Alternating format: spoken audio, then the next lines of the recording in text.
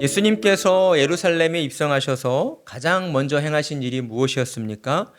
성전을 청결하게 하시는 일이었습니다. 예수님께서는 성전에서 재물을 사고 팔고 돈을 환전해 주는 사람들의 그 의자를 둘러 엎으시면서 내 집은 기도하는 집이라 일컬음을 받으리라 하였거늘 너희는 강도의 소굴로 만드는도다 라고 책망하시며 그들을 성전에서 내쫓으셨습니다. 그러자 그때부터 예수님을 향한 대제사장들과 바리새인들의 집요한 공격이 시작된 것이었습니다. 그들은 먼저 예수님께 찾아와 무슨 권위로 이런 일을 하는지 따져 물었던 것이죠. 예수님이 성전을 청결하게 하신 일과 성전에서 말씀을 가르치신 일이 자신들이 허락한 일이 아니었기 때문이었습니다. 그들은 대제사장이 성전의 일을 관장하도록 정한 규례를 예수님께서 무시하고 있다라고 생각하며 그러한 예수님의 불법을 사람들 앞에서 드러내려 했다라는 것입니다. 그러나 그들이 예수님을 공격하면 공격할수록 도리어 자신들이 얼마나 깊은 영적인 교만에 빠져 있는가를 사람들 앞에서 드러내고 말았습니다. 무엇보다도 그들은 성전의 주인으로 오신 예수님을 알아보지 못했습니다. 성전의 주인이신 예수님께 어떤 권위로 그런 행동을 하고 있느냐고 따져 묻는다는 것이 얼마나 무례하고 얼마나 반역적인 행위인가를 그들이 전혀 인식하지 못하고 있었다라는 것입니다. 그러나 그럼에도 불구하고 예수님께서는 그들을 놓지 않으셨다라는 것이죠. 예수님께서는 그들을 내치지 아니하시고 그들에게 하나님 나라의 비밀을 하나님의 말씀으로 가르쳐 주셨습니다. 포도원 농부와 혼인잔치의 비유를 들려주시면서 하나님 나라에 들어가게 되는 것은 이스라엘 민족이기 때문이 아니라 하나님의 뜻대로 행한 자만이 들어가게 될 것이다 라고 그들에게 가르쳐 주신 것입니다. 사랑하는 성도 여러분, 하나님의 뜻대로 행한다는 것은 무엇이었습니까? 만유의 주인으로 인류를 구원하시기 위해 이 땅에 오신 예수님을 그리스도로 믿는 것이었다라는 것입니다. 이와 관련하여 요한복음을 보게 되면 어떻게 하면 하나님의 일을 할 수 있습니까? 라고 유대인들이 예수님께 찾아와 질문합니다. 그러자 예수님이 무엇라 답하십니까? 하나님께서 보내신 일을 믿는 것이 하나님의 일이다 라고 대답을 하셨다라는 것이죠. 그러니까 하나님께서 이 세상을 향하여 역사하시는 그 일들이 무엇인가? 바로 그것은 예수님을 구주로 믿게 하는 일이다 라고 하는 것이었다라는 겁니다. 그러니 저와 여러분은 예수님을 믿는 일이 이 땅을 사는 동안 가장 중요하게 여겨야 하는 일이다 라고 하는 사실을 항상 명심해야 한다라는 것입니다. 왜냐하면 하나님의 뜻대로 행하지 않는 자, 곧 예수님을 구주로 믿지 않는 자는 그가 아무리 착한 사람이라 할지라도 그가 얼마나 많은 선한 일을 했다 할지라도 그것만으로는 결코 하나님의 나라에 들어갈 수가 없기 때문이다라는 것입니다. 예수님은 하나님 나라의 장자로 택함받은 이스라엘이 그렇기 때문에 더더욱 하나님 나라에 들어가기를 그 누구보다 간절히 원하고 계셨다라는 것이죠.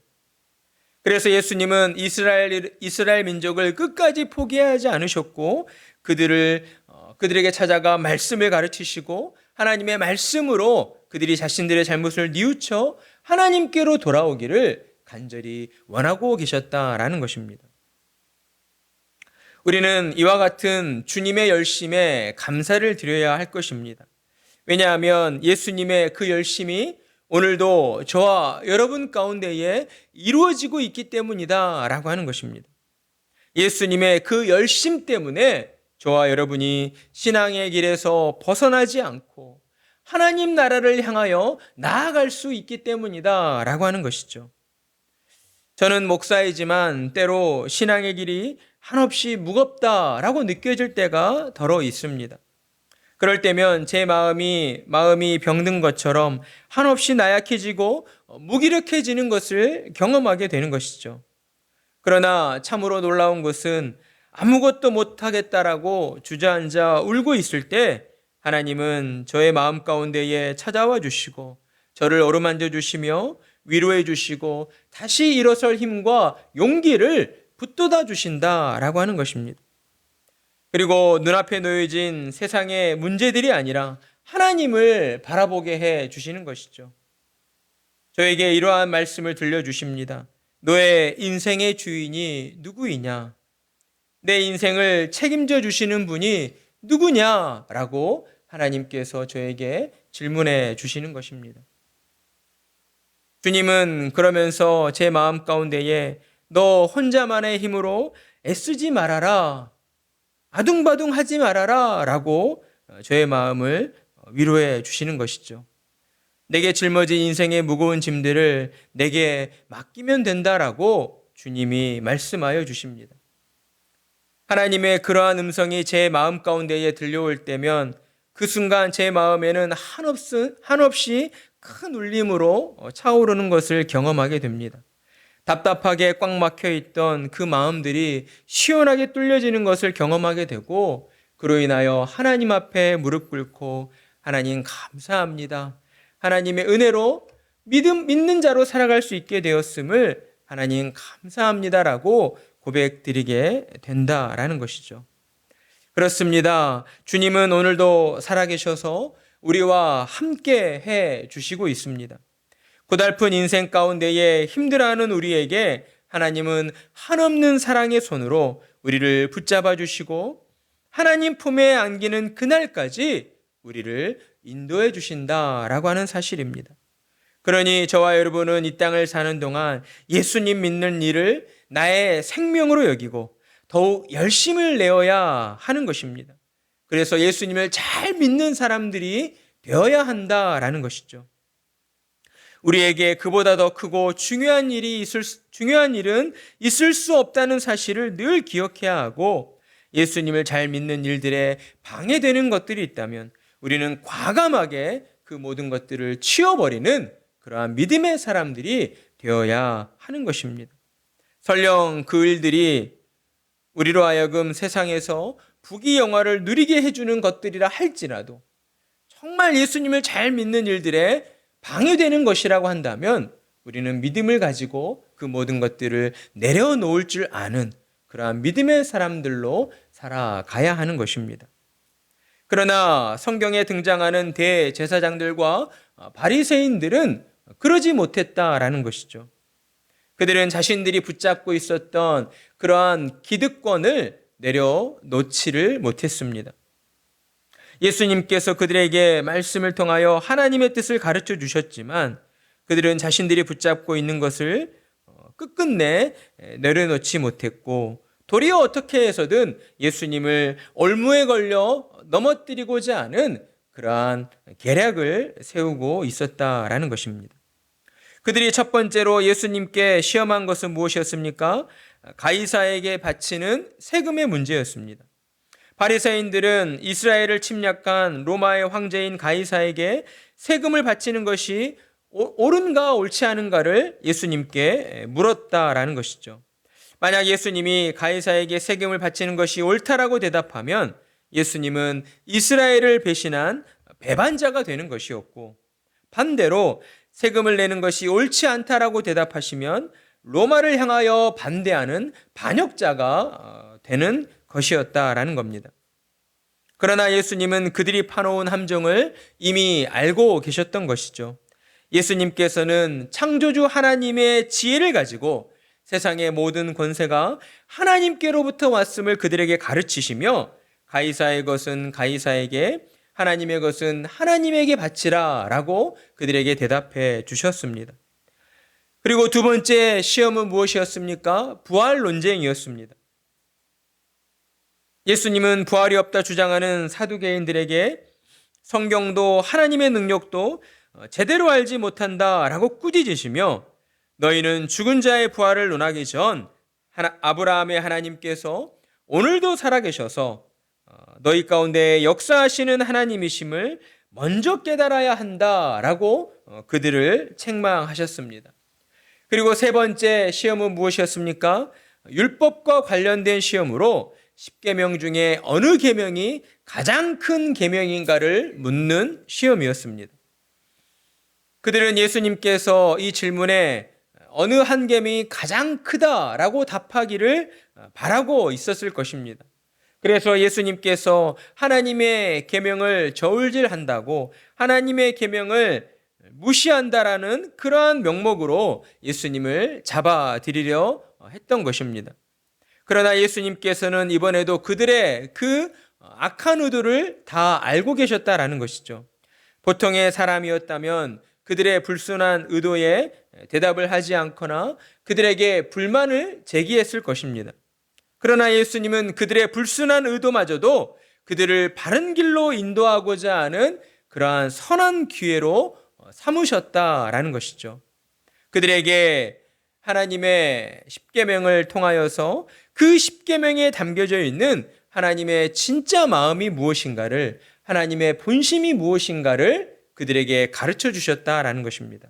그것은 무엇이었습니까? 바로 하나님께서 너희는 하나님을 사랑하고 내 이웃을 내 몸과 같이 사랑해야 한다라고 하는 사랑의 강령이었다라는 것입니다.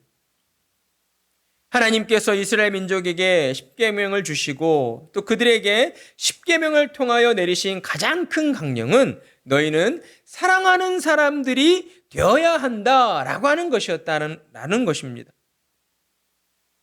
예수님의 이 대답을 들은 대제사장들과 바리새인들은 예수님 앞에서 아무런 대꾸도 할 수가 없었습니다. 왜 그랬을까요? 예수님의 이 대답을 통하여서 그들 마음 가운데에 감추어져 있던 부끄러운 마음들이 드러나졌기 때문이었습니다. 예수님의 그 말씀으로 말미암아 그들의 심령 깊은 곳에 숨겨놓았던 그들의 그 부끄러운 마음들이 드러나졌고, 그로 말미암아 그들은 양심의 찔림을 받는 그러한 가책을 받게 되었기 때문이다라는 것입니다. 그리고 이어지는 오늘 본문에서는 이제 앞선 이 세 개의 논쟁의 종지부를 찍는 예수님의 한 말씀이 나오고 있습니다. 42절의 말씀, 너희는 그리스도에 대하여 어떻게 생각하느냐? 누구의 자손이냐라고 그들에게 질문을 한 것이죠. 예수님께서 바리새인들에게 그리스도가 누구의 자손이냐라고 질문하신 이유는 무엇보다도 그들이 예수님을 시험하려 했던 그 모든 행위들이 이 질문에 대한 답을 그들이 바로 알고 있지 못했기 때문이라고 보셨기 때문이었습니다. 당시 바리새인들과 대부분의 유대인들은 하나님께서 약속하신 메시아를 갈망하고 있었습니다. 그러니까 그들이 메시아가 오시기를 원치 않고 있었다는 것이 아니라 그들 또한 하나님이 약속하신 메시아가 오시기만을 간절히 고대하고 갈망하고 있었다라는 것이죠. 그러나 문제는 무엇이었는가? 그들이 생각하는 메시아는 어때요? 다윗의 자손으로 오신 분으로서 자신들과 똑같은 인간일 뿐이다라는 생각을 가지고 있었다라는 것이죠. 그리고 다윗의 자손으로 오신 메시아가 그들을 로마의 압제로부터 자유를 얻게 해주고 다시 다윗 왕 때의 그 부귀영화를 누리게 해줄 것을 그들이 기대하고 있었기 때문이었다라는 것입니다. 예수님께서는 바리새인들과 유대인들의 신앙이 부패한 그 이유가 여기에 있다라고 보셨던 것이죠. 그들은 하나님이 보내주신다라고 약속하신 메시아를 자신들의 입맛대로 또 자신들의 그 세속적인 목적을 이루기 위한 그 이유들로 메시아를 바라고 있었다라는 것입니다. 결국 그들의 메시아를 향한 잘못된 바람이 그들의 신앙을 세속화시켰고 결국 그들의 신앙을 부패하게 만들고 있었다라는 것입니다. 그래서 예수님께서는 오늘 말씀에 나오는 것처럼 시편 110편의 말씀을 인용하여서 메시아에 대한 그들의 잘못된 생각을 바로 잡아주시고 있는 것이죠. 예수님은 다윗이 메시아를 주라 칭하였던 그 말씀을 근거하여서 다윗이 메시아를 주라 칭하였는데 어찌 메시아가 다윗의 자손이 될 수 있겠느냐? 어찌 메시아가 단지 다윗의 자손으로서 한 인간일 뿐일 수 있겠느냐라고 그들에게 반문을 하시며 그들의 메시아에 대한 잘못된 생각들을 바로 잡아 주시고 있었습니다. 그렇습니다. 예수님은 오늘 말씀을 통해 메시아 곧 그리스도를 바르게 아는 일이 얼마나 중요한 일인가를 우리에게 가르쳐 주시고 있는 것입니다. 이는 하나님께서 성경을 우리에게 계시해 주신 목적과 부합한다라고 할 수가 있는 것이죠. 하나님께서 우리에게 성경을 계시해 주신 그 목적이 무엇입니까? 우리에게 예수님이 누구이신가를 바르게 가르쳐 주시기 위해서이다라는 것입니다. 예수님이 어떤 분이신가를 바로 알고 믿을 때에만 우리는 하나님 앞에 나아가 우리의 모든 죄를 용서받고 또 천국을 소망하며 하나님의 영광을 위하여 살아갈 수가 있기 때문이다라는 것이죠. 그렇기 때문에 예수님을 잘 믿는 것이, 예수님을 바르게 잘 믿는 것이 그 무엇보다 중요하다라고 할 수가 있는 것입니다. 예수님이 누구이신지를 바르게 알지 못한 채 그저 맹목적으로만 예수님을 믿습니다 라고 말하는 신앙은 언제든지 세속적인 이유로 말미암아 부패할 수가 있고 그로 인하여 자칫 이단이나 사이비 종교에 빠질 수가 있는 그러한 위험에 노출될 수 있다는 것을 우리가 늘 명심해야 하는 것입니다. 따라서 예수님을 잘 믿기 위해 우리는 두 가지의 진리를 붙잡아야 합니다. 그것은 무엇입니까? 예수님은 오직 한 분 하나님이시면서 또한 참 사람이시다라고 하는 사실입니다. 예수님은 하나님이시면서 또한 참된 사람이시다라고 하는 이 두 가지의 진리를 우리가 놓치지 말고 있어야 한다라는 것이죠. 이와 관련하여 소유리 문답 제6문답을 보게 되면 하나님의 신격에는 성부, 성자, 성령, 삼위가 계시는데 이 삼위는 한 하나님이시며 본질이 동일하시고 권능과 영광이 동등하십니다 라고 답하고 있는 것을 우리가 볼 수가 있습니다.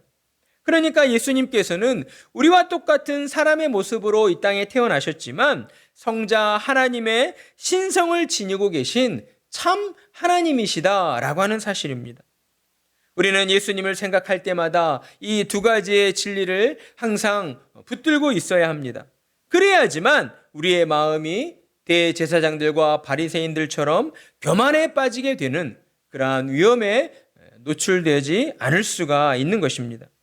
하나님께서 나 같은 죄인을 살리시기 위해 친히 인간의 몸으로 이 땅에 태어나셨고 내 모든 죄를 속량해 주시기 위해 십자가 위에서 피 흘려 죽기까지 나를 사랑해 주셨다라고 하는 그러한 감사한 마음을 우리가 가질 수 있기 때문이다라는 겁니다. 그렇습니다. 예수님은 만유의 주인으로서 우리를 구원하러 오신 그리스도이셨습니다. 그러니 우리는 만유의 주인이신 예수님을 그 무엇보다도 잘 믿고 따르는 자들이 되어야 하는 것입니다. 여기에 인생의 행복과 불행이 있음을 우리는 늘 명심해야 하는 것이죠. 사람들이 불행하다고 느끼는 많은 요인들 중 하나가 인정할 것을 인정하지 않을 때 그러한 불행한 일들이 생겨나게 된다고 합니다. 사람들은 대부분 자기 자신을 높이 평가하려 합니다. 그러다 보니 자신의 상황을 제대로 인식하지 못하고 자신을 생각만큼 대우해주지 않는다고, 나를 인정해주지 않는다고 불평, 불만을 가지며 또한 불행하다라고 이야기할 때가 참 많이 있습니다. 결국 무엇이 문제입니까? 자기 자신을 정직하게 바라보지 못한 데서 비롯된 그 불만이 자신을 불행하게 만드는 그러한 결과가 만들어지게 되었다라는 것이죠. 그러나 신앙을 가지고 사는 사람들은 달라야 하는 것입니다. 왜냐하면 믿음으로 사는 신자는 내게 주어진 삶이 결코 내 것이 아니라 하나님의 것임을 온전히 인정하는 사람들이기 때문이다라는 것이죠. 내 인생의 주인이 하나님이심을 우리가 온전히 인정할 때에 우리는 비로소 참된 자유를 누리며 살아갈 수가 있게 됩니다. 불만족으로 인한 불평이 사라지게 되고 우리의 마음 가운데에 내 인생의 주인 되신 하나님으로 말미암아 하나님이 나와 함께해 주신다라고 하는 그 믿음으로 말미암아 우리는 늘 감사하게 되고 또 하나님을 찬양하며 살아가게 되는 것입니다. 사랑하는 성도 여러분, 우리는 만유의 주인이신 예수님을 모시고 사는 사람들입니다. 그러니 우리는 우리가 처한 환경이 어떠할지라도, 우리가 안 좋은 환경 가운데에 놓여 있다고 할지라도 그 모든 환경들 속에서 늘 하나님의 은혜를 생각하고 하나님의 은혜에 감사할 줄 아는 그러한 믿음의 사람들이 되어야 하는 것입니다. 의사였다가 기독교 작가로 변신한 크로닉 박사가 있었습니다. 그는 가난한 사람들에 대한 연민 때문에 광산촌에서 의사의 일을 하고 있었습니다. 그런데 그 광산촌에는 억울하게 오해를 받아 그곳으로 쫓겨온 한 간호사가 있었습니다. 그녀는 쫓겨온 데다 월급마저도 아주 적었지만 불평하지 않고 오히려 항상 싱글싱글 웃으며 여유 있고 자신만만하게 자신의 일을 해나가고 있었습니다. 그리고 병원 진료 시간이 끝났는데도 제일 늦게까지 남아서 자신의 일에 최선을 다했던 간호사였습니다. 그런 간호사의 모습을 지켜본 크로닉 박사가 안쓰러운 마음에 간호사에게 이런 얘기를 했습니다. 당신은 당신이 가진 만큼 대우를 받지 못하고 있어요.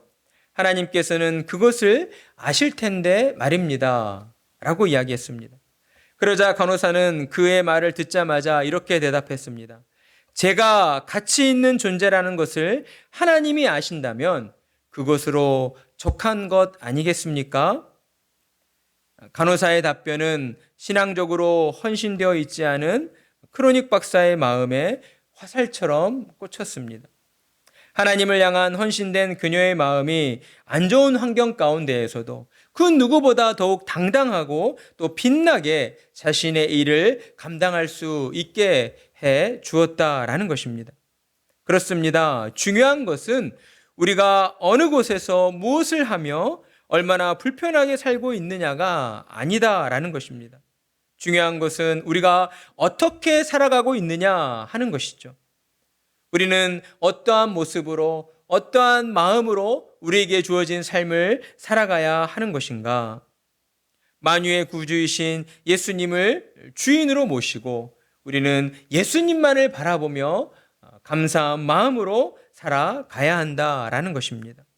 만유의 구주이신 예수님을 우리가 진정한 주인으로 모시고 살아갈 때에 우리는 세상 사람들의 인정을 간구하지 아니하고 세상 사람들의 그 높임을 우리가 갈망하지 아니하고 오직 하나님 한 분만으로 만족하며 하나님께서 내 삶의 주인이 되어 주셔서 나와 함께 하시고 그로 말미암아 우리는 늘 기쁨이 넘치고 감사가 넘치는 그러한 삶을 살아가고 있습니다라고 우리가 고백드리게 된다라는 것입니다.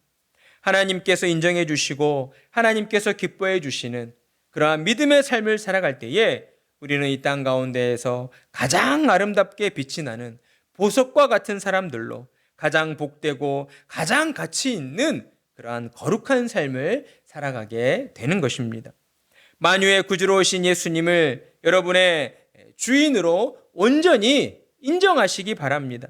그리할 때에 하나님께서는 여러분의 심령 가운데에 하나님의 은혜를 베풀어 주시고 참 평강으로 말미암아 날마다 감사의 고백이 끊이질 않는 그러한 복된 인생들로 살아가도록 인도해 주실 것입니다. 그러한 은혜가 저와 여러분의 삶 가운데에 가득하기를 간절한 마음으로 축복합니다.